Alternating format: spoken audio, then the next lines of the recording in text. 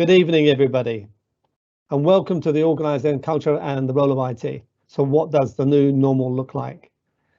Over the next hour or so, you'll be listening to three excellent speakers about their version or their vision within the new normal. Just next, please. So just before we start, a little housekeeping. If you've got questions, we're not going to answer them after with each of the speakers. We're going to have a panel session at the end of it. So these are the quick instructions. Please take note and write your questions there, and then I'll review them towards the panel session and then ask them for you. Thank you very much. Next. So who am I? Well, my name is Shakeeb Niazi. I've been in tech for nearly 40 years. A fellow of the BCS, fellow of the IT, and a fellowship of the Institute for Enterprise and Entrepreneurship. I've been around IT since the very first punch cards, yeah, and so I've seen so many changes. The adoption of remote working has been phenomenal, and in the past year, lots of people globally are working remotely. And what does that mean to businesses, you know, building owners, retail, and everything else? So over the coming hour and a half or so, we'll have different views and a panel discussion at the end of it.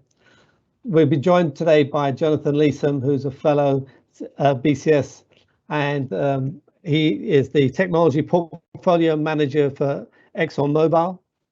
Also Lynn Webb, again, another fellow of the BCS and chief information officer of Open University, and the non-techie, which is Sonia Saxon, who's an experienced corporate mentor and has the kind of the psychological or the well-being aspect of what we need to do, the mindset of what we need to have in this new world. So over to Jonathan. Hi, Jonathan. Can you please? Hi, thank you very much. Thanks for the introduction. Yeah, so as said, as Keith said, my name is Jonathan Leeson. I work for ExxonMobil, and I've been doing so for the last 27 years.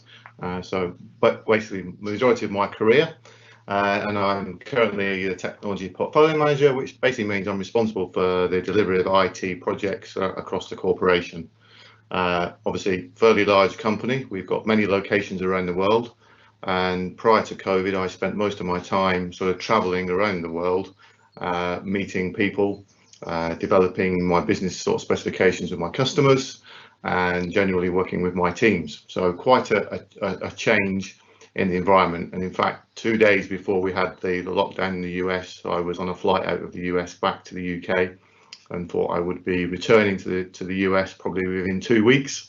And here I am 18 months later, still sitting in my garden office, developing new ways of working with my teams.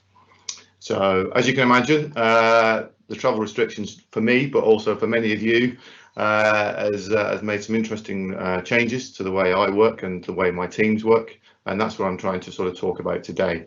And the insights that I'm sharing are really my own experience. They're not the views or opinions of the company or anybody else. They're just what I've seen across my working career. And I think the other panelists here will share some of their experiences as well. And hopefully that will enable us to have sort of an engaging and active discussion at the end. And please submit your questions as you go forward. Equally, if you want to contact me after the event, you can do, and I've got my LinkedIn details at the end if you want to make contact with me. Okay, so the first slide, if we go on to sort of the diversity side, is really what does the situation look like today?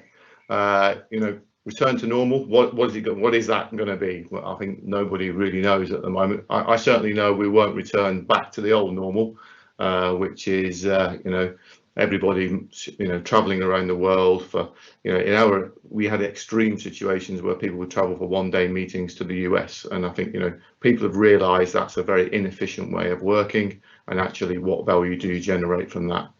Equally, you know, we've seen examples where people have gone for high value meetings that need that face-to-face introduction, and will continue to do so. You know, if you're meeting a customer for the first time, you know, the value of that face-to-face can be paramount to getting the business deal. And I think people still expect some of that interaction. I think equally, depending upon the type of role that you have, you know, you may well be able to